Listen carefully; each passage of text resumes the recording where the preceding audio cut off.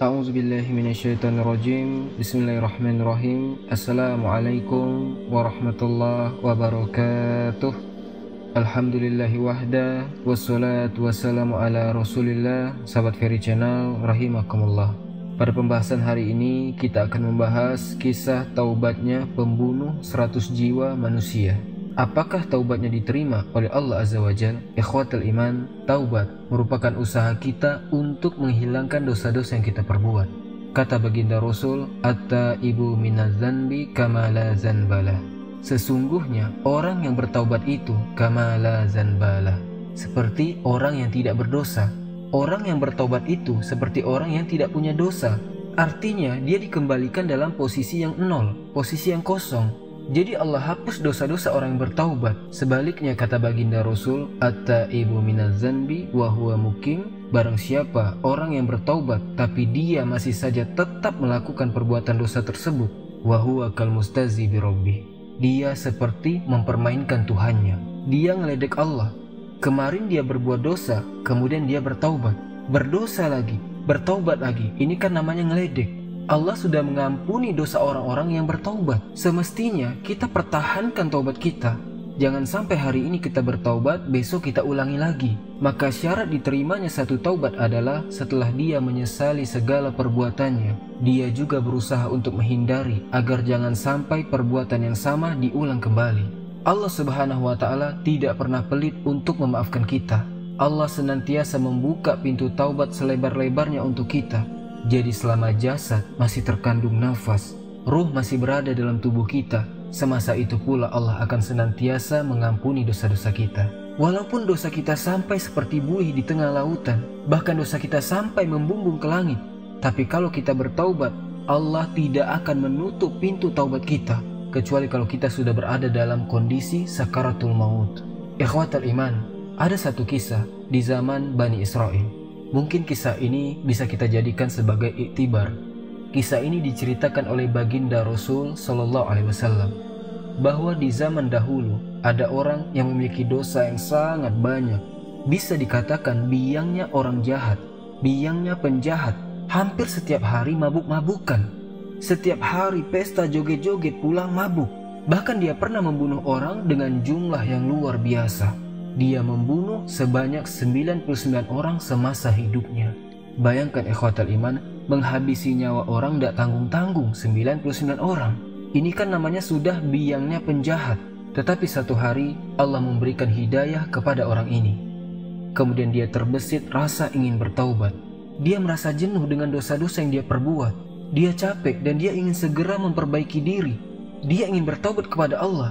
Akhirnya suatu hari ini orang mencari seorang rahib. Katakanlah dia mencari seorang pendakwah, seorang ulama yang dia ingin berkonsultasi. Akhirnya dia pun mencari-cari kiai dan ketemu. Kemudian dia ngobrol, "Pak Kiai, saya datang ke sini ingin berkonsultasi. Boleh, ada apa?" "Pak Kiai, jujur, mungkin saya ini adalah orang yang paling kotor. Saya mungkin orang yang paling banyak dosanya di permukaan bumi ini. Saya orang yang paling parah. Mungkin saya orang yang paling banyak kesalahannya di mata Allah." Kemudian kata kiai, "Lalu kau mau apa?" Dia mengatakan, "Saya ingin bertaubat kepada Allah." "Memangnya dosamu sebanyak apa?" "Pak Kiai, pokoknya semua dosa sudah pernah saya lakukan." "Pak Kiai jangan kaget, bahkan saya sudah pernah membunuh orang sebanyak 99 orang." Ini dengar itu kiainya kaget. "Astagfirullahaladzim, kau ini manusia apa iblis? Kau sungguh biadab. Dosamu kelewat banyak. Kau punya hati atau tidak? Kau punya otak atau tidak? Kau sudah berbuat dosa demikian banyaknya. Taruh di mana pikiranmu?" "Itu dia Pak Kiai, saya menyesal. Saya ingin bertobat kepada Allah." "Waduh," kata kiainya, "dosamu ini kelewat banyak. Repot ini tobatnya." "Iya Pak Kiai, tapi saya ingin memperbaiki diri saya." "Kira-kira menurut Pak Kiai, kalau saya bertaubat, taubatnya diterima atau tidak sama Allah?" Dijawab sama kiai, "Kayaknya sulit diterima taubatmu." "Sulit kenapa Pak Kiai?" "Ya karena Anda ini manusia biadab. Anda itu orang yang paling kurang ajar. Anda orang yang paling banyak dosanya. Membunuh orang tidak tanggung-tanggung 99 orang. Ini kan sudah kebiadaban yang luar biasa. Percuma dah kamu bertobat. Dosamu terlalu banyak. Kamu ini biadab. Kamu tuh iblis bukan manusia. Dosamu kelewat banyak." Taubatmu itu tidak bakal diterima sama Allah. Pak Kiai ngomongnya seperti ini dan ditujuk-tujuk pula si premannya. Ini preman, namanya juga preman, sudah niat baik, ingin bertaubat, malah ditunjuk-tunjuk, malah dihina, malah dicaci, direndahkan. Maka ikhwatal iman, apa yang terjadi? Preman ini sangat marah. Kemudian ia cabut pedang yang dibawanya. Ini kiai dibabat langsung, dipenggal kepalanya sama preman ini. Mati kiainya. Kata si preman, dasar kiai ndak punya hati nurani. Kiai ndak punya perasaan. Saya ingin bertobat, bukannya didukung, malah dihina begini. Saya bunuh aja nih kiai. Akhirnya yang dia bunuh bukan lagi 99 orang. Sekarang yang dia bunuh genap 100 orang. Setelah membunuh sang kiai ini, ia pun bergegas pergi dengan niat ingin mencari kiai berikutnya. Dia terus mencari, siapa tahu dia nemu orang yang bisa memberikan pencerahan, bisa memberikan nasihat. Dia pacu kudanya untuk mencari lagi seorang ulama. Akhirnya nemu lagi, bertemulah dia dengan seorang ulama. Cuma dia sudah wanti-wanti nih. Pokoknya kata si preman nih dalam hati, kalau ngomongnya macam-macam lagi, ngerendahin saya, maka saya tebas lagi nih kiai. Dalam hatinya seperti itu. Maka datanglah dia kepada seorang ulama. Wahai syekh, dia panggil syekh, saya datang dari kampung yang jauh. Iya, ada apa anak muda? Begini syekh, saya ingin berkonsultasi. Tapi syekh, Anda jangan kaget. Kaget apa? Ya kaget kalau nanti saya ceritakan bahwa betapa rusaknya saya ini. Oh ceritakan sajalah, kata si syekh. Kenapa? Saya ini sudah banyak dosanya syekh. Semua dosa sudah saya lakukan. Minuman keras sudah hampir tiap hari saya minum. Perbuatan jahat semua sudah saya lakukan. Bahkan barusan wahai syekh, saya telah membunuh salah seorang kiai. Kau bunuh seorang kiai? Iya. Kenapa kau bunuh? Saya mau taubat syekh. Cuma dia bukannya ngasih peneduh jiwa, memberikan nasihat yang baik, dia malah mencaci maki saya bunuh sekalian. Jadi kata syekh, berapa orang yang sudah kamu bunuh? 100 orang syekh. Lalu kamu bangga? Tidak wahai syekh, aku menyesal. Nah itulah sebabnya aku datang kepadamu minta pendapat, minta nasihat. Saya ingin konsultasi apakah kira-kira dosaku sudah kelewat banyak ini. Kalau aku bertaubat, Allah ampuni atau tidak? Ulama ini rupanya hatinya lembut. Beda dengan kiai yang pertama tadi, arogan, ini lembut. Kata syekh, wahai anak muda, kalau Anda memang ingin bertaubat kepada Allah, lakukan. Kira-kira wahai syekh, apakah taubatku diterima? Pasti diterima, kata syekh. Oh begitu syekh? Iya, kata syekh. Bukan cuma Anda anak muda, saya juga banyak dosanya. Semua manusia berpotensi berbuat dosa. Berapapun dosa yang kita kerjakan, kalau kita taubat kepada Allah, Allah pasti akan menerima taubat kita. Jangankan cuma 100 orang yang Anda bunuh, 1000 orang yang Anda bunuh, kalau Anda bertaubat kepada Allah, menyesali perbuatan Anda dan tidak akan diulangi lagi, Allah pasti akan mengampuni dosa Anda. Oh begitukah wahai syekh?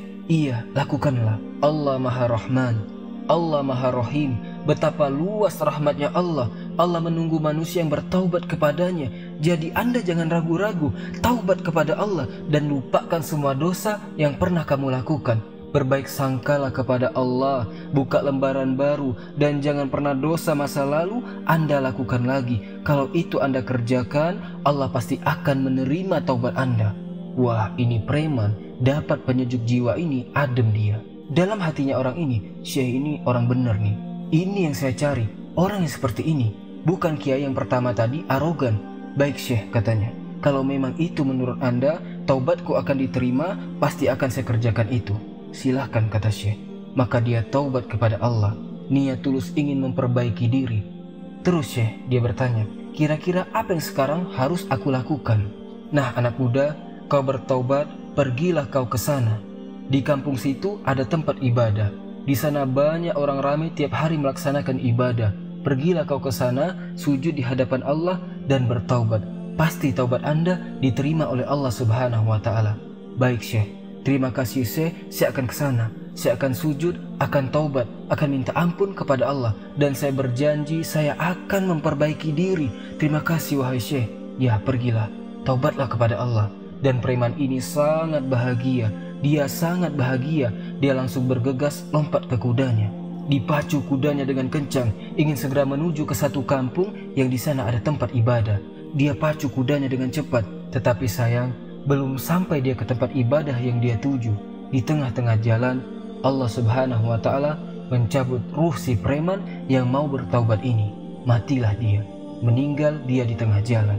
Nah, setelah dia meninggal, kemudian ada satu perdebatan di antara malaikat. Perdebatan antara malaikat azab dengan malaikat rahmah. Kata malaikat azab, ini orang berhak masuk neraka. Dia sudah banyak dosanya, maka ini bagianku, akan aku bawa dia ke neraka, kata malaikat azab. Kata malaikat rahmat, nanti dulu, dia memang dosanya banyak. Dia sudah kelewat banyak dosanya, tapi dia niat tulus ikhlas, ingin bertaubat kepada Allah. Iya, tapi kan dia belum nyampe ke tempat ibadah yang dia tuju, kata malaikat azab. Kata malaikat rahmah, biarpun, walaupun dia belum nyampai, tapi hatinya sudah tulus ingin taubat kepada Allah, maka dia tidak berhak masuk ke neraka, pantasnya dia masuk ke dalam surga. Oh, tidak bisa, dia udah banyak dosanya, 100 orang dia bunuh.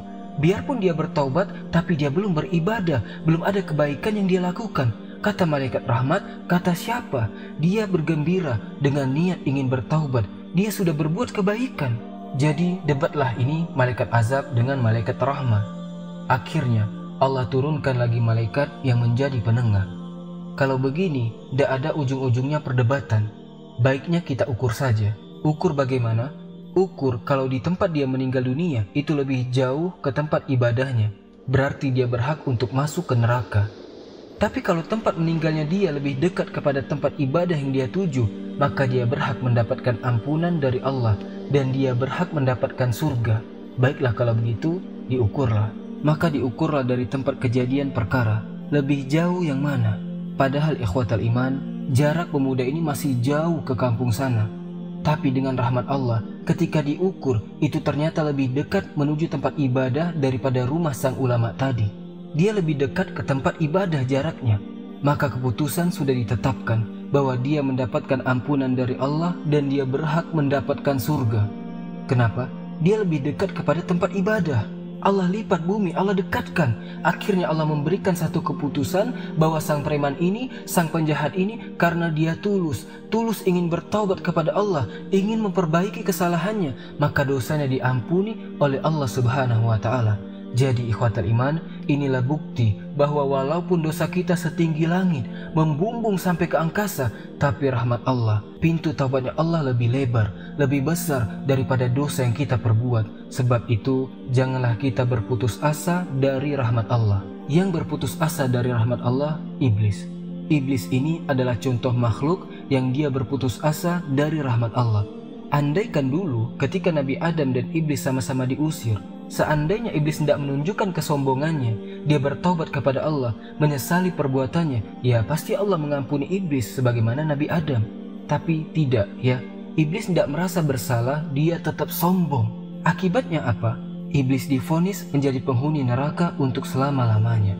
Tidak dengan Nabi Adam. Nabi Adam dia menyesali perbuatannya, dia bertaubat kepada Allah, menangis sujud di hadapan Allah, Allah terima taubatnya. Ini bedanya. Kenapa iblis dilaknat, Adam diampuni.